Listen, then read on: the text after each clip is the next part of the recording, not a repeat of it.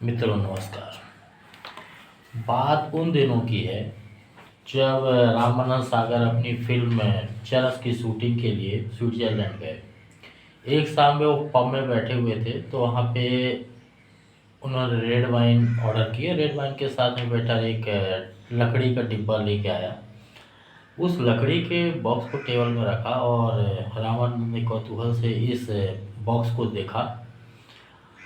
Waiter ने shutter हटाया और उसमें रखा टीवी ऑन किया। रामानंद सागर आश्चर्यचकित हो गए क्योंकि उन्होंने जीवन में पहले कभी रंगीन टीवी नहीं देखा था।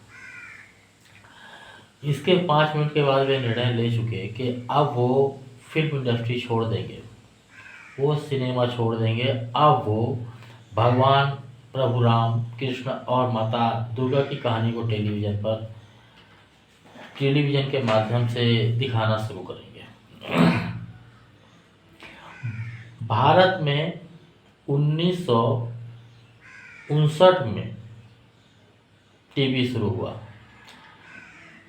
तब इसे टेलीविजन इंडिया कहा जाता था। बहुत ही कम लोग बहुत कम लोगों की इस तक पहुंच थी। 1975 में इसे नया नाम दूरदर्शन मिला। तब ये दिल्ली, मुंबई, चेन्नई, कोलकाता तक ही सीमित था।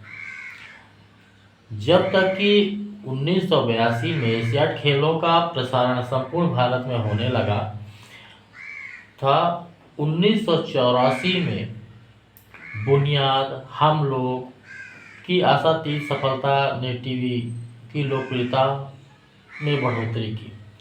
इधर रामानंद सागर उत्साह से रामायण की तैयारी कर रहे थे, लेकिन टीवी में प्रवेश को उनके सभी साथियों ने मना कर दिया और इसको आत्महत्या जैसा कारण बताया।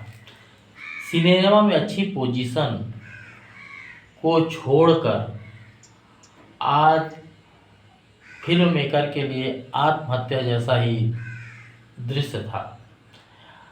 रामानंद इन सबसे विचलित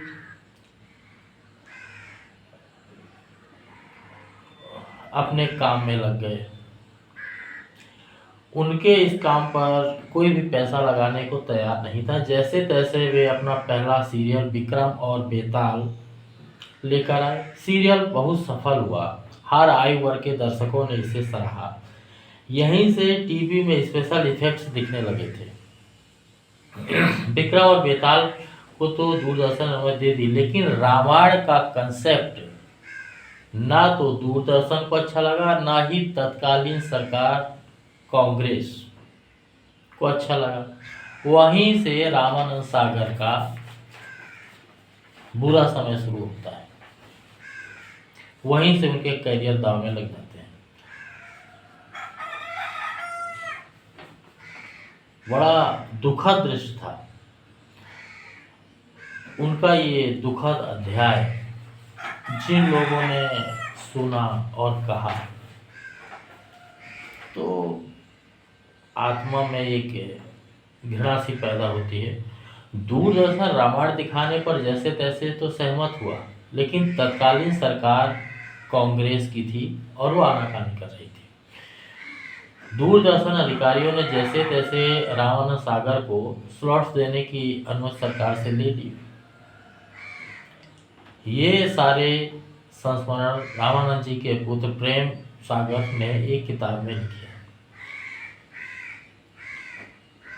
रामायण से दिल्ली के राजनीतिक गलियारों में रामायण को लेकर अंतर्विरोध देखने को मिल रहा था। सूचना एवं प्रसारण मंत्री BN गाडगिल को डर था कि ये धारावाहिक न केवल हिंदुओं में गर्व की भावना को जन्म देगा, अपितु तेजी से उभर रही भारतीय जनता पार्टी को भी इससे लाभ मिलेगा। कांग्रेस की विचारधारा, कांग्रेस की सोच शुरू से हिंदू विरोधी रही है। इससे पहले रामानंद सागर को अत्यंत संघर्ष करना पड़ा, बहुत विरोध झेलना पड़ा। वे दिल्ली के चक्कर लगाया करते थे कि दूरदर्शन उनको अनुमति दे दे, लेकिन सरकारी घातपन दूरदर्शन में व्याप्त था। घंटों में मंडी हाउस में खड़े अपनी बारी का इंतजार करते थे। कभी कभी वो अशोका होटल में रुक जाते थे, इस आस से कि कभी तो बुलाया जाएगा। एक बार तो रामायण के संवादों को लेकर डीडी के अधिकारियों ने उन्हें अपमानित भी किया। ये वही समय था जब रामानंद सागर जैसे निर्माताओं के पैर दुबई के अंडरवर्ल्ड के कारण उखड़ने लगे थे। अंडरवर्ल्ड इतना हावी हो गया था कि वो रामानंद सागर जैसे जो भक्ति भावना वाले लोग थे उनके पैर उखाड़ने लगे थे। दुबई का प्रभाव बढ़ रहा था, जो आगे जाकर दाऊद इंडस्ट्री के नाम से जन्मा। 1986 में श्री राम की कृपा हुई। अजीत कुमार पांजा ने सूचना व प्रसारण का पदभार संभाला और दूरदर्शन में रामायण की एंट्री हो गई। जय श्री राम। 25 जनवरी 1987 को यह महाकाव्य डीडी पर शुरू हुआ। ये दूरदर्शन की यात्रा का महत्वपूर्ण बिंदु था। दूरदर्शन के दिन बदल गए। राम की कृपा से धारावाहिक ऐसा हिट हुआ कि रविवार की सुबह सड़कों पर स्वैच्छिक जनता कर्फ्यू लग जाता था। कोई रोड पे नहीं निकलता था। गाड़ी वगैरह सब कुछ, आना जाना, आयात निर्यात, वाहन परिवहन सब कुछ बंद हो जाता था। ये हमने भी देखा है। और हम भी सीरियल देखने के लिए, रामायण देखने के लिए, भगवान के दर्शन के लिए कोसों दूर जाते थे। इसके हर एपिसोड पर 1 लाख का खर्च आता था, जो उस समय दूरदर्शन के लिए बहुत बड़ी रकम थी। राम बने अरुण गोविल, सीता बनी दीपिका चिखलिया की प्रसिद्धि फिल्मी कलाकारों के बराबर हो गई। दीपक चिखलिया को सार्वजनिक जीवन में हाय हेलो करना बंद हो गया। लोग उनको माता सीता मानने लगे और उसी हिसाब से उनको सम्मान दिया जाने लगा। अब नटराज स्टूडियो में साधुओं की आवाजाही का सिलसिला शुरू हो गया। वो साधुओं का केंद्र बन गया। रामानंद से मिलने कई साधु वहाँ आया करते थे। एक दिन कोई युवा साधु उनके पास आया।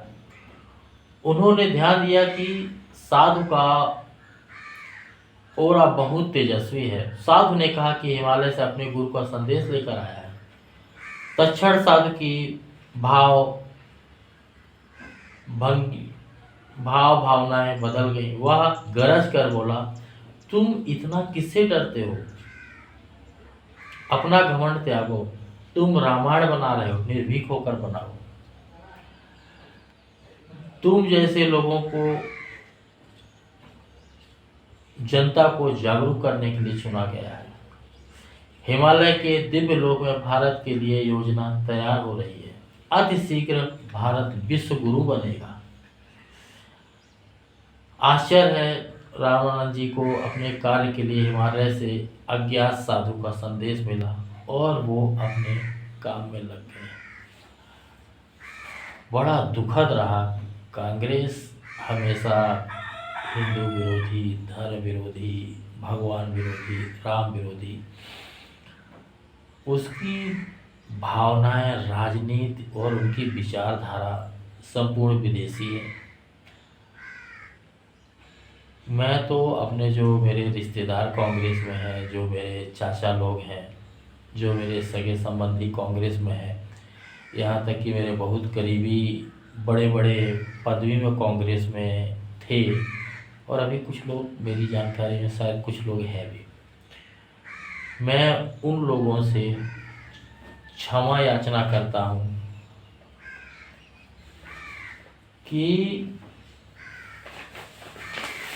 मैं उनका सपोर्ट नहीं कर पाऊँगा। मैं उनके विरोध में हूँ, क्योंकि मैं अपने चाचा जी का विरोध नहीं कर रहा हूँ। मैं अपने पारिवारिक संबंधियों और रिश्तेदारों का विरोध नहीं कर रहा हूँ। मैं कांग्रेस पार्टी का विरोध कर रहा हूँ, उसकी विचारधारा का विरोध कर रहा हूँ। और आपका विरोध इसलिए कि जब कांग्रेस के नेता मूर्खतापूर्ण धर्म पे उंगलियां उठाते हैं तो आप लोगों ने भी इसमें कोई टीका टिप्पणी नहीं की और ना ही इस पे कोई तुम्हारा बयान आया, ना कोई वीडियो आया, ना क्या बोलेंगे, कोई शब्द आपके नहीं सुने। इसलिए विरोध आपका भी कांग्रेस पार्टी का भी है। और अगर आप लोग ये सोच रहे हो कि मैं कांग्रेस का विरोध कर रहा हूँ, मैं कांग्रेस को वोट नहीं दूंगा, तो अगर आप बीजेपी के अलावा किसी को भी वोट देंगे, किसी भी पार्टी को वोट देंगे बीजेपी के अलावा, वो कांग्रेस के ही खाते में जाएगा। आप आम आदमी पार्टी को देंगे वो कांग्रेस की है, कम्युनिस्ट को देंगे वो कांग्रेस की है, सपा को देंगे वो कांग्रेस की है, बसपा को देंगे वो कांग्रेस की। आप अगर बीजेपी के अलावा किसी को भी वोट देते हैं वो कांग्रेस के खाते में ही जाएगा। इसलिए अपने मतदान का उपयोग करें और कांग्रेस जैसी पार्टियां जो मतलब के लिए देश, समाज और धर्म के साथ और हमारे प्रभु और प्रभुत्व के साथ मजाक कर रहे हैं, इनको उखाड़ फेंकने का काम करें।